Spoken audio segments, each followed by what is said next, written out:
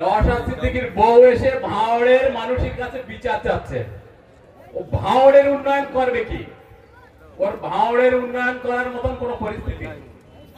ভাঙড়ের উন্নয়ন করার মতো পরিস্থিতি নেই। দ্বিতীয়ত কথা হচ্ছে ও মিথ্যে কথা বলতেছে। ওর বউ ভাঙড়ের মানুষের কাছে বলতে বিচার করে দাও, আর ও বলে ইমাম সাহেব খুঁজে আনো। মানে এত বড় মিথ্যেবাদী, ওর মতন মিথ্যেবাদী ভাঙড়ে দেখা যায় না। দ্বিতীয়ত কথা হচ্ছে ফরহাদ ভাই আমাদের জন্য কি করেনি ভাঙড়ের মানুষের কাছে? আমাদের ভাঙড়ের শান্তি ফিরিয়ে দিয়েছে, আমাদের ভাঙড়ের শান্তি ফিরিয়ে দিয়েছে। প্রথমে কথা হচ্ছে দুই ভাইয়ের তাবিজ, একটা তাবিজ দিত নওশাদ সিদ্দিকী আর আব্বাস সিদ্দিকী দিত পানি পড়া, সেগুলো ফরহাদ ভাই আসার পরে সব বন্ধ হয়ে গেছে। ছোট ছোট বাচ্চা কাচ্চাদের ব্রেন ওয়াশ করাতো, ব্রেন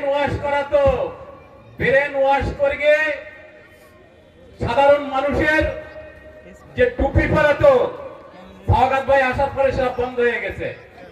দ্বিতীয়ত কথা হচ্ছে আজকে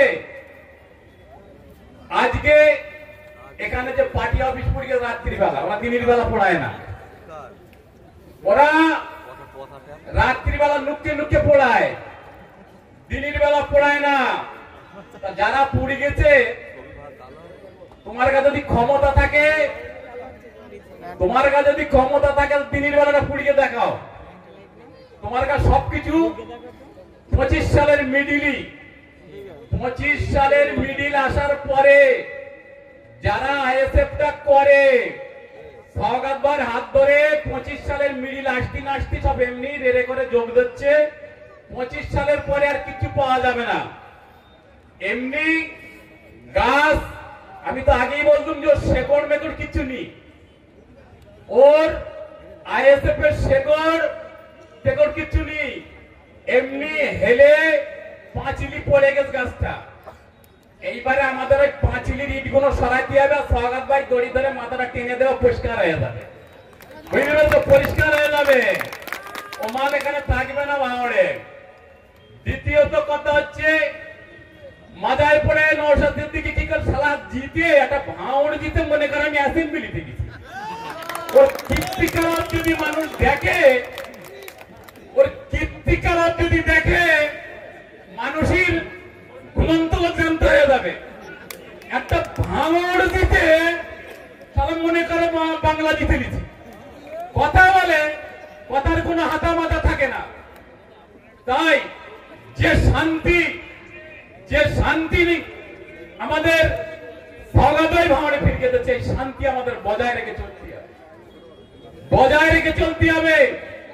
গ্রামে কাম করতো, গ্রামে নওশাদ সিদ্দিকী ক্যাম্প করতো, কি করতো? উন্নয়ন করবে সিসি ক্যামেরা বসকে।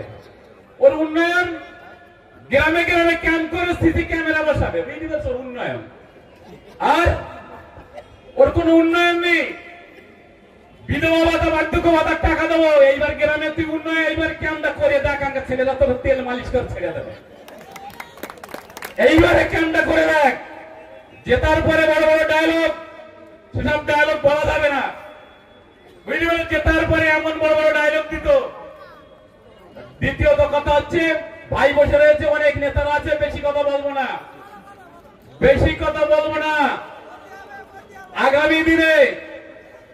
আগামী দিনে যারা এই পার্টি অফিসটা পড়ে গেছে, তাদের জন্য ওষুধ তৈরি করেছে আমাদের ফরহাদ ভাই। বেটেতে ছেড়ে দেবে, বুঝলেন তো? বেটে ছেড়ে দেবে, দেব না, তোমাদের সহজে ছেড়ে দেবে। দ্বিতীয়ত কথা, প্রত্যেককে আমার তরফ থেকে আন্তরিক ধন্যবাদ জানিয়ে আমি আমার ক্ষুদ্র বক্তব্য শেষ করছি। জয় হিন্দ, বন্দে মাতরম। তৃণমূল